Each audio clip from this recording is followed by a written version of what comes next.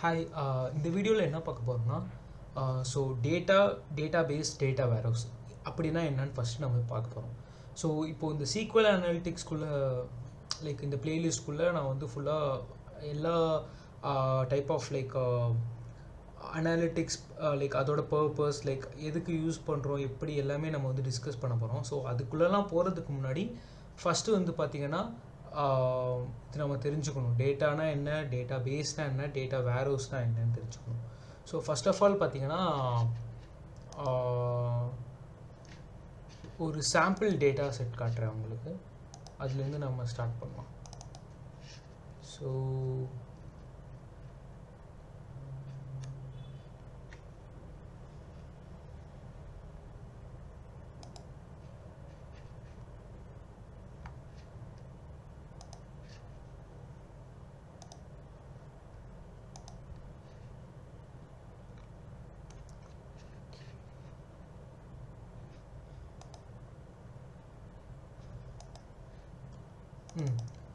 So இது வந்து ஒரு டேட்டா செட். ஃபார் எக்ஸாம்பிள் டேட்டானா என்ன, இந்த ஒரு செல் எடுத்துக்கிறேன். ஸோ இந்த ஒரு செல்லில் பார்த்தீங்கன்னா ஏதோ ஒரு இன்ஃபர்மேஷன் இங்கே ரேட்டிங்னு இருக்கா, இந்த ஒரு செல்லு தூக்கிட்டு இங்கே போடுறேன். ஸோ ஓகே வச்சுருக்கான். ஓகே டூப்ளிகேட் க்ரியேட் பண்ணலாம். blank sheets. ஸோ இப்போ நான் வந்து இங்கே பேஸ்ட் பண்ணுறேன்னு வைங்களேன். சரி ஓகே, நான் வந்து என்னோட நேம் XY ஜீனோ ஒரு நேமு, இங்கே வந்து அதோட ஏஜ் 24, அடுத்து அதோட like education computer science. So இந்த ஒரு இன்ஃபர்மேஷன் வருது பார்த்தீங்களா. இப்போ ஒவ்வொரு செல்லுமே இங்கே வந்து பார்த்தீங்கன்னா டேட்டா. ஸோ கம்பைனாக எனக்கு இதெல்லாம் பார்க்குறப்ப எனக்கு ஒரு இன்ஃபர்மேஷன் என்னால் கேதர் பண்ண முடியும். ஸோ இது எல்லாமே டேட்டா. ஸோ டேட்டா பேஸ்னால் என்ன, ஸோ டேட்டா பேஸ்னால் என்னன்னு பார்த்தீங்கன்னா like bunch of data like அது என்ன நம்பர்னே சொல்ல முடியாது. லைக் அவ்வளோ ஸ்டோரேஜ் அதில் வந்து நம்ம வந்து ஹோல்ட் பண்ணி வைக்கலாம். நம்பர் ஆஃப் ரெக்கார்ட் அவ்வளோ டேட்டா வந்து அதில் இருக்கும். ஸோ அது எல்லாமே சேர்ந்தது தான் டேட்டா பேஸ். ஸோ இங்கே வந்து பார்த்திங்கன்னா நம்ம வந்து ரொம்ப மினிமலாக தான் எடுத்துக்கிறோம். ஸோ இதோட ஒரு டேட்டா பேஸ் நேம் இங்கே நியாஸ்னு வச்சுருக்கேன்.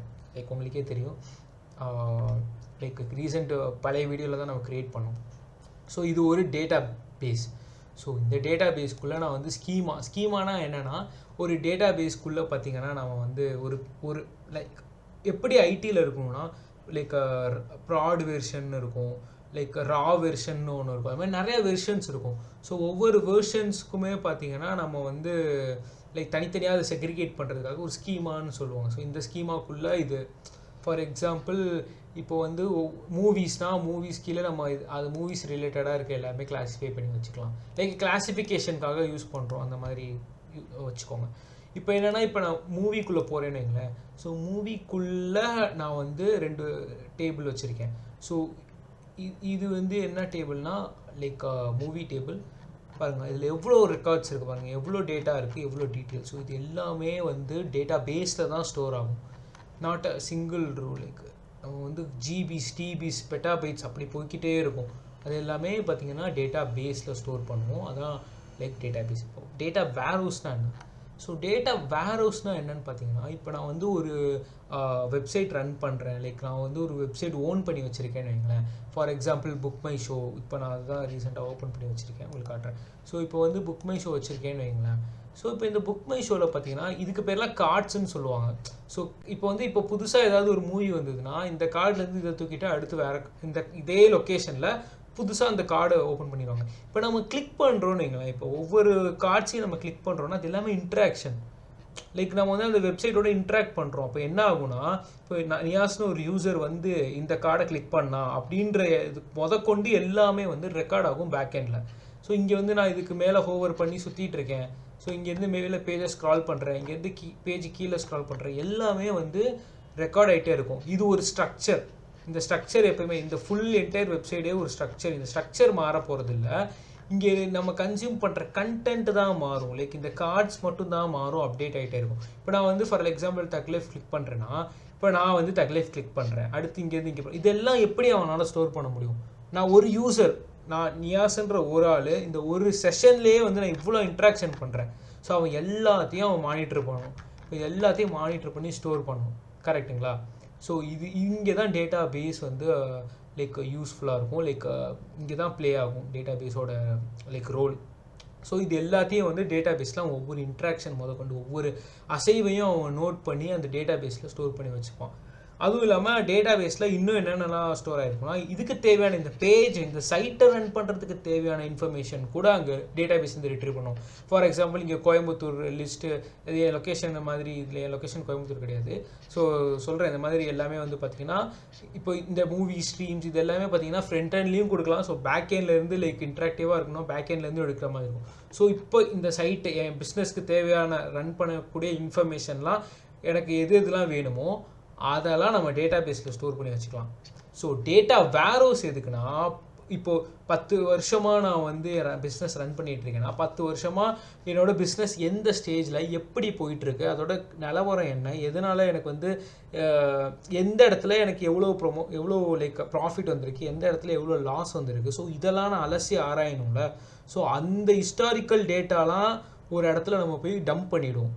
லைக் அது ஏன்னா இப்போ நம்ம வந்து ஒரு டேட்டா பேஸ் இருக்குன்னு வைங்களேன், அந்த டேட்டா பேஸோட நம்ம இன்ட்ராக்ட் பண்ண பார்த்திங்கன்னா அதுக்கு query ரன் பண்ண க்ளவுடில் நமக்கு வந்து பார்த்திங்கன்னா கன்சியூம் ஆகும். லைக் மானிட்டைசேஷன், லைக் அவங்க வந்து லைக் எவ்வளோ மானிட்டர் பண்ணிகிட்டே இருப்பாங்க எவ்வளோ நம்ம யூஸ் பண்ணுறோன்ட்டு. அதுக்கு ஏற்ற மாதிரி நம்ம வந்து பே பண்ணுற மாதிரி இருக்கும். ஸோ வந்து பார்த்திங்கன்னா அதெல்லாம் நம்ம தவிர்க்கணும்னா லைக் அதை வந்து டம்ப் பண்ணிடணும், ஒரு இடத்துல போய்ட்டு மோஸ்ட்டாக யூஸ் பண்ணணும். அது தேவையான பர்பஸ்க்கு அப்போ மட்டும் யூஸ் பண்ணணும். அந்த மாதிரி இடத்துல வந்து கொண்டு போய் போடுறதுக்கு பேர் தான் டேட்டா வேர்ஹவுஸ். ஸோ இப்போ அந்த டேட்டா வேர்ஹவுஸில் என்னோட 10 வருஷம் 20 வருஷம் 30 வருஷம் டேட்டாவெலாம் கொண்டு போய் நான் டம்ப் பண்ணி வச்சுக்கலாம்.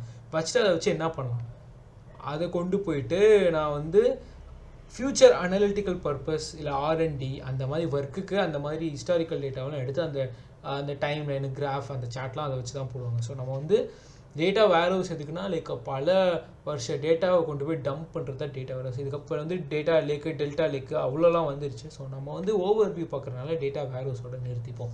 ஸோ இதுதான் பார்த்திங்கன்னா டேட்டா பேஸ், டேட்டா வேர்ஹவுஸோட வித்தியாசம், டிஃப்ரென்ஸ்.